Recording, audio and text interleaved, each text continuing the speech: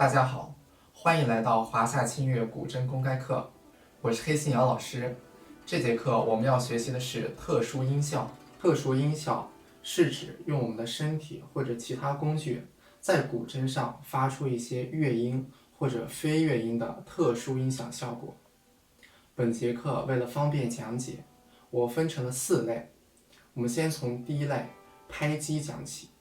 拍击意为拍打冲击，古筝中的拍击技法间接了打击乐器中的演奏技法。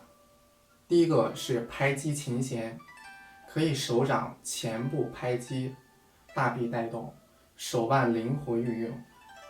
拍击琴弦会产生音块的效果，或者也可以用我们的指甲去击打琴弦。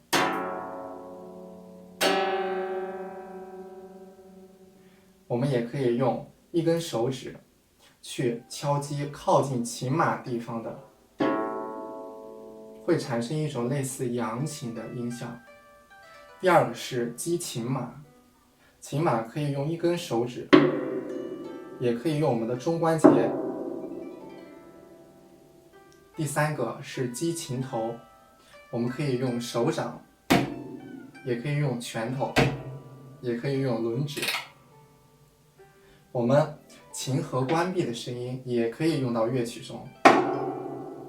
其实拍击这一类，我们可以用任意的东西去击打古筝的任意地方，产生不同音色的效果。第二类是弹拨类。第一个是筝码左侧的无序音高弹奏，第二个是刮奏，我们可以刮筝码的左侧，也可以刮乐山的外边，也可以五弦刮奏，也可以打开琴盒刮弦钉上方的这一段琴弦。当然也可以弹。第三个是巴托克拨弦，大家可以看到21弦没有装琴码，我们可以通过拉琴弦击面板发出声音，这个叫做巴托克拨弦。第四个是运用非常广泛的扫弦。第五个是指音，也叫煞音，也就是弹完之后，我们快速的用手的侧边给它指音，产生一个弹完之后指音的音效。接下来一个是扣摇，左手捏住琴弦，然后右手摇指，产生分声的效果。第三类是摩擦，第一个可以用指甲摩擦琴弦，也可以用我们的手掌来摩擦琴弦。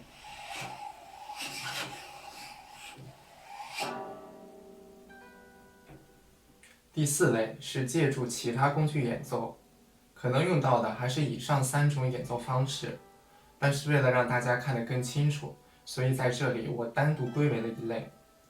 第一种呢，是用弓子拉奏我们的古筝，可以在单根琴弦上拉，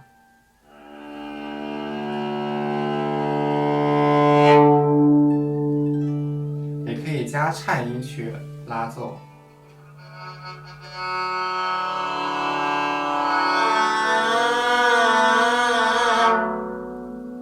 还可以大片的去拉。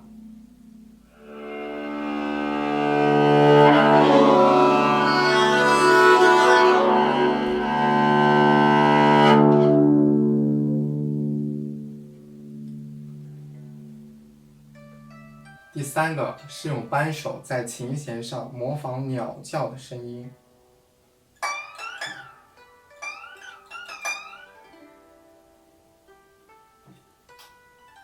第三个是用扬琴的琴竹敲击古筝来模仿出扬琴的音色。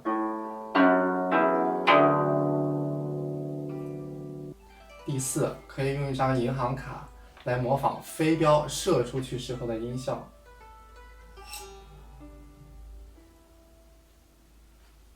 关于特殊音效，除了以上讲到的，还有很多。本节课主要是为大家普及一下特殊音效，所以在这里就不一一讲解了。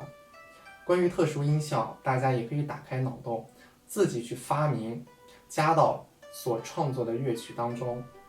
当然，大家要注意，特殊音效要为音乐服务，也就是说，乐曲中需要什么样的音色，我们就创造什么样的特殊音效。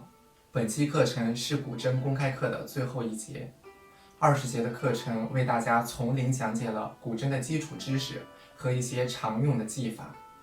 希望我们的课程可以帮助到每一个热爱古筝的人，让大家都能有所收获。关于古筝的更多内容，欢迎大家加入我们的学习群共同探讨。那么所有的课程到这里就结束了，大家有任何问题都可以在下方评论区留言，记得长按点赞，好好练琴，再见。